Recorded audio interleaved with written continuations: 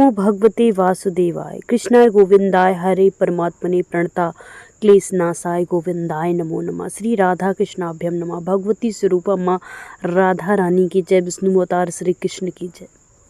श्रीमद् भागवत महापुराण। सूत जी कहते हैं, शौनक जी, पांडवों के महाप्रणय के पश्चात भगवान के परम भक्त राजा परीक्षित श्रेष्ठ ब्राह्मणों की शिक्षा के अनुसार पृथ्वी का शासन करने लगे। उनके जन्म के समय जोशियों ने उनके संबंध में जो कुछ कहा था वो वास्तव में सभी गुण में उनमें विद्यमान थे। उन्होंने उत्तरा की पुत्री इरावती से विवाह कर लिया। उससे उन्हें जन्मेजय आदि 4 पुत्र उत्पन्न हुए। तब कृपाचार्य को आचार्य बनाकर उन्होंने गंगा तट पर 3 अश्वमेध यज्ञ किए, जिनमें ब्राह्मणों को पुष्कल दक्षिणा दी। उन यज्ञों में देवताओं ने प्रत्यक्ष रूप से प्रकट होकर अपना भाग ग्रहण किया था। एक बार दिग्विजय करते समय उन्होंने देखा कि शूद्र के रूप में कलयुग राजा का वेश धारण करके एक गाय और बैल के जोड़े को ठोकरों से मार रहा है। तब उन्होंने उसे बलपूर्वक पकड़कर दंड दिया। शौनक जी ने पूछा, महाभाग्यवान सूत जी, दिग्विजय के समय महाराज परीक्षित ने कलयुग को दंड देकर ही क्यों छोड़ दिया, मार क्यों नहीं डाला? क्योंकि राजा का वेश धारण करना भी तो अधम शूद्र की निशानी है जिसने गाय को लात मारा है। ये यदि प्रसंग भगवान श्री कृष्ण की लीला से अथवा उनके चरण कमलों के मकरंद रस का पान करने वाले रसिक महानुभावों से संबंध रखता है तो अवश्य ही कहिए। दूसरी व्यर्थ की बातों से क्या लाभ, उसमें तो आयु व्यर्थ नष्ट हो जाती है।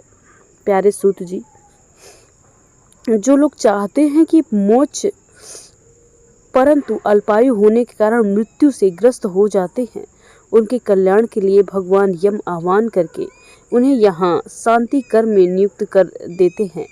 जब तक यमराज यहाँ इस कर्म के नियुक्त हैं, तब तक किसी की मृत्यु नहीं होगी। मृत्यु से ग्रस्त मनुष्य लोक के जीव भी भगवान की सुधा तुल्य लीला कथा का पान कर सकेंगे। इसलिए महर्षियों, भगवान यम को यहाँ बुलाया जाता है। एक तो थोड़ी आयु, दूसरी कम समझ। ऐसी अवस्था में संसार के मंदभाग विषयी पुरुषों की आयु व्यर्थी बीती जा रही है, नींद में रात और व्यर्थ कामों में दिन। सूत जी कहते हैं, जिस समय राजा परीक्षित कुरु जंगल देश में सम्राट के रूप में निवास कर रहे थे, उस समय उन्होंने सुना कि मेरी सेना द्वारा सुरक्षित साम्राज्य में कलयुग का प्रवेश हो चुका है। इस समाचार से दुखी तो वो अवश्य हुए, परंतु ये सोच करके युद्ध करने का अवसर हाथ लगा है, उतने दुखी नहीं हुए। इसके बाद युद्धवीर परीक्षित ने धनुष हाथ में लिया। वे श्याम वर्ण के घोड़ों से जुते हुए सिंह की ध्वजा वाले सुसज्जित रथ पर सवार होकर दिग्विजय करने के लिए नगर से बाहर निकले। उस समय रथ पर हाथी, घोड़े और पैदल सेना उनके साथ साथ चल रही थी। उन्हें भद्रास, केतुमाल, भारत, उत्तर कुरु और केम पुरुष आदि सभी वर्षों को जीतकर वहां के राजाओं को भेंट में दिया। उन्हें उन देशों में सर्वत्र अपनी पूर्वज महात्माओं का सुवस सुनने को मिला। उस यशोगान से पद पद पर भगवान श्री कृष्ण की महिमा प्रकट हो रही थी। इसके साथ ही उन्हें ये भी सुनने को मिलता कि भगवान श्री कृष्ण ने अश्वत्थामा के ब्रह्मास्त्र की ज्वाला से किस प्रकार उनकी रक्षा की। यदुवंशी और पांडवों में परस्पर कितना प्रेम था तथा पांडवों की भगवान श्री कृष्ण में कितनी भक्ति थी। जो लोग उन्हें ये चरित्र सुनाते, उन पर महामना राजा परीक्षित बहुत प्रसन्न होते।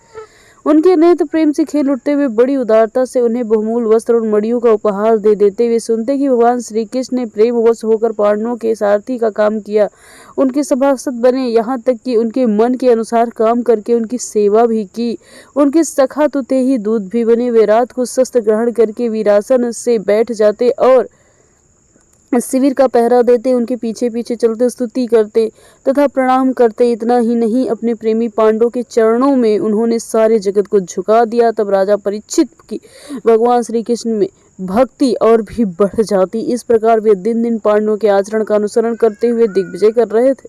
उन्हीं दिनों उनके शिविर में थोड़ी ही दूर पर आश्चर्यजनक घटना घटी।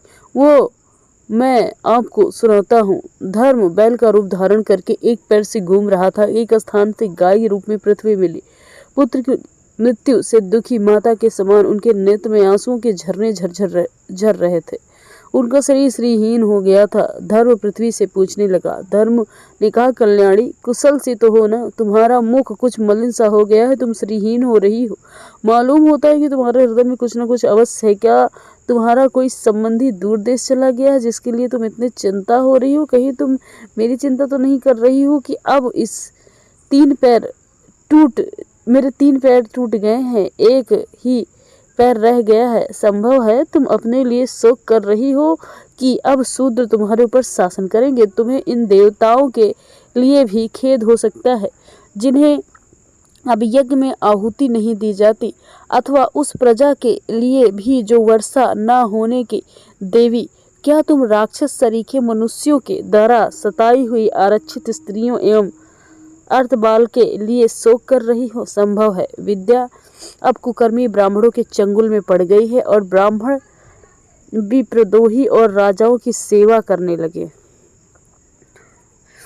और इसी का तुम्हें दुख हो रहा है। आज के नामात्र के राजा तो 16 आने कलयुगी हो गए हैं। उन्होंने बड़े बड़े देशों को भी उजाड़ डाला है। क्या तुम उन राजाओं या देशों के लिए शोक कर रही हो? आज की जनता खान पान, वस्त्र, स्नान और स्त्री सहवास आदि में शास्त्रीय नियमों का पालन न करने की वजह से स्वेच्छाचार कर रहा है। क्या तुम इसलिए दुखी हो? माँ पृथ्वी, अब समझ में आया हो ना हो तुम्हें भगवान श्री कृष्ण की याद आ रही होगी, क्योंकि उन्होंने तुम्हारा भार उतारने के लिए ही अवतार लिया था और ऐसी लीलाएं की थी जो मोक्ष का अवलंबन करती हैं। अतः उनके लीला स्मरण का परित्याग करने से तुम दुखी हो गई हो। तुम तो धन रत्नों की खान हो। तुम अपने क्लेश का कारण बताओ। तुम इतनी दुर्बल हो गई हो, मुझे बतलाओ। मालूम होता है कि बड़े बड़े बलवानों को भी हरा देने वाले काल ने देवताओं के द्वारा वंदनीय तुम्हारे सौभाग्य को छीन लिया है। पृथ्वी ने कहा, धर्म, तुम मुझसे जो कुछ पूछ रहे हो वो स्वयं जानते हो। जिन भगवान के सहारे तुम सारे संसार को सुख पहुंचाने वाले अपने चरणों से युक्त, जिसमें सत्य, पवित्रता, दया, क्षमा, त्याग, संतोष, सरलता, सम, दम, तप, समता, तितिक्षा, उपरति, शास्त्र, विचार, ज्ञान, वैराग्य, ऐश्वर्य, वीरता, तेज, बल, स्मृति, स्वतंत्रता, कौशल, कांति, धैर्य, कोमलता, निर्भीकता, विनयशील, साहस, उत्साह, बल, सौभाग्य, गंभीरता, स्थिरता, अस्तिकता, कीर्ति, गौरव और निरअहंकारता, ये 29 अप्राकृतिक गुण तथा महत्वाकांक्षी पुरुषों के लिए वांछनीय शरणागत वत्सलता आदि और भी बहुत से महान गुण उनकी सेवा के लिए नित्य निरंतर निवास करते हैं, एक क्षण के लिए भी उनसे अलग नहीं होते। उन्हीं समस्त गुणों के आश्रय सौंदर्य धाम भगवान श्री कृष्ण ने इस समय इस लोक से अपनी लीला का संवरण कर लिया है। ये संसार पापमय कलयुग की कुदृष्टि का शिकार हो गया है। यही देखकर मुझे बड़ा शोक हो रहा है। अपने लिए देवताओं में श्रेष्ठ तुम्हारे लिए देवता, पितर, ऋषि, साधु और समस्त वर्णों तथा आश्रमों के मनुष्यों के लिए मैं शोकग्रस्त हो रही हूँ, जिनका कृपा कटाक्ष प्राप्त करने के लिए ब्रह्मा आदि देवता भगवान के शरणगत होकर बहुत दिनों तक तपस्या करते हैं। वही लक्ष्मी जी अपने निवास स्थान पर कमल वन का परित्याग करके बड़े प्रेम से चरण कमलों की सुभाग छत्र छाया सेवन करती है। उन्हीं भगवान की कमल, वज्र, अंकुश, ध्वजा आदि चिन्हों से युक्त श्री चरणों से विभूषित होने कारण मुझे महान वैभव प्राप्त हुआ है। मेरी तीनों लोकों से बढ़कर शोभा और भी बढ़ी थी, परंतु मेरे सौभाग्य का अंत हो गया है।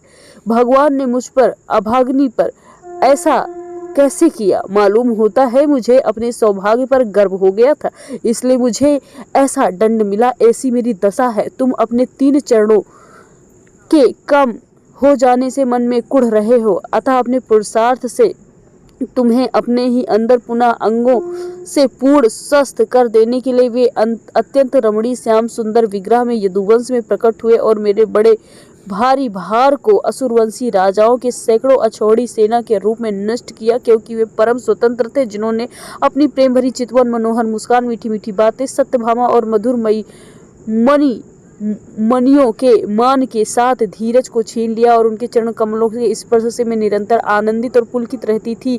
पुरुषोत्तम भगवान श्री कृष्ण का विरह भला कौन सह सकता है? धर्म और पृथ्वी की इस प्रकार बातचीत को देखकर राजश्री परीक्षित पूर्णवाहिनी सरस्वती तट पर आ गए। बोलो वृंदावन बिहारी लाल की जय।